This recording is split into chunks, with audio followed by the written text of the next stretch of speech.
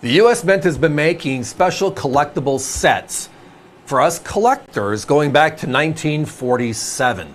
And the first one they did was called an uncirculated or mint set. And during the last 3/4 of a century, we're in 2024, there was just 2 years they didn't do it. Just 2. They made something special only at the Philadelphia Mint, only at the Denver Mint. Do you remember the 2 years? Well, tonight the good news is Denver's are back. Here we go. They called them souvenir sets. So the U.S. Mint makes the official uncirculated set, which is the P and the D combined, right? And it's been that way going back to 1947. The earlier ones were double sets, then they improved the packaging. And today, the 24s just came out recently. But in 1982 and 1983, the U.S. Mint stopped making that set. There were no uncirculated sets. Period. None. They were retooling how they were doing the business, and they were bringing them out when they had the packaging redesigned. And you might remember in 1984, the year after these 2 years, we had the first colorized envelope. Prior to that, from 1968 to 1981, we had a white envelope like you would get at a stationery store, right? And they just had the word on there, 1981 U.S. Mint uncirculated set. So for 2 years, we stopped production. We didn't like it. And the unique thing about it is the fact that it showed us that the average collector that puts together cent, Lincoln cent albums, Washington quarter albums, Kennedy half-dollar albums, doesn't just go to the bank and get a coin or talk at a local coin show and get the coins. They take U.S. Mint sets, break them up, and take their P and their D and put it in their album. Why do I say that? Well, because if you look at the value of the cent, nickel, dime, quarter, and half-dollar from 1982 and 1983, it is like, wow. Even the Red Book shows it a crazy number. And that's just a guide on what is and what isn't made. You can't buy coins from the Red Book. Here are the numbers. The Denver Mint issued a blue envelope, single set, as you're seeing here, with a medallion from the Denver Mint in it. Denver Mint souvenir set. And then you might recall the Philadelphia struck their version as well, same packaging, their mint medallion, and it was a lighter colored envelope. So the darker blue was Denver, the lighter was Philadelphia, if you see them. Here is why you can't find them today. One, the average person didn't know about it. People are putting sets together, just couldn't find their coins. But here are the numbers from the U.S. Mint.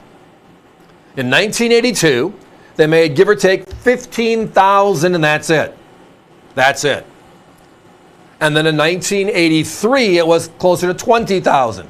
Now that people knew where they could go, it went up a little bit.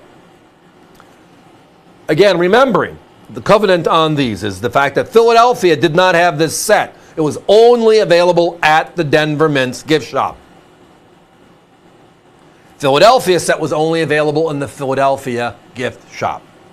Finding them in the original government packaging, that's the outer envelope, but then even more so, the inside with the U.S. Mint medallion. And many of you might have been out there in the market going to a show and you see somebody that says this is not a mint set or a souvenir set, it's a U.S. set. The wording is pretty important because they make you believe it's this set and it's not.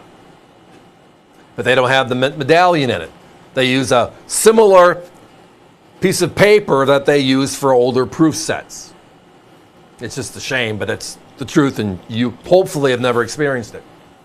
But the OGP, or original government packaging, as it was released by the U.S. Mint, this is it.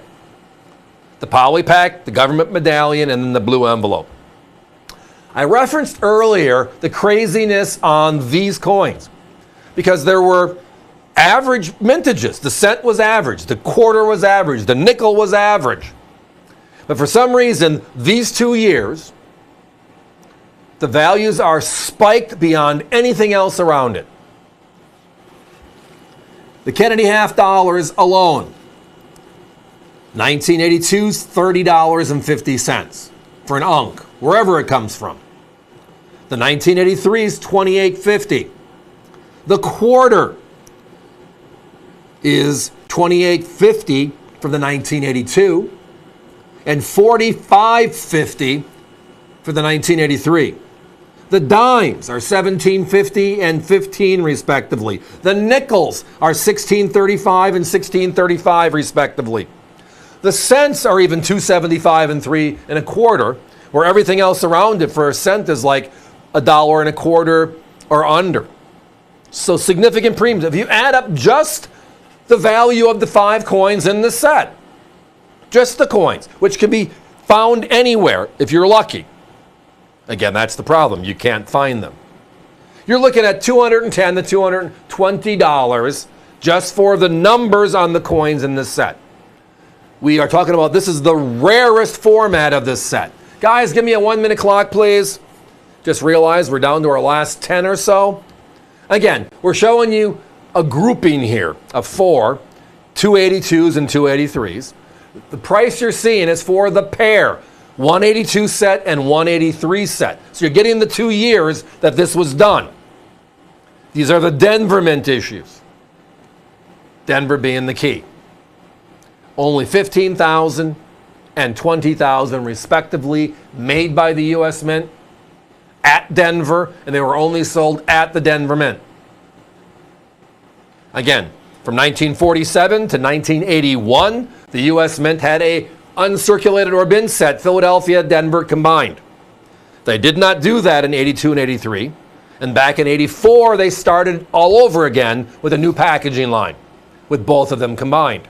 So we have these 2 orphan years, and you can't find the original government stuff. Well, it's because there was no official government. It was only the Denver Mint and Philadelphia Mint, which are part of the global structure. These are very special. These are very scarce. The last time we saw these, my competition had them at $249 for the 2-piece 82-83 pair. Tonight, yeah, $159.90 brings them both home. This, a rarity and a value. Give us a call.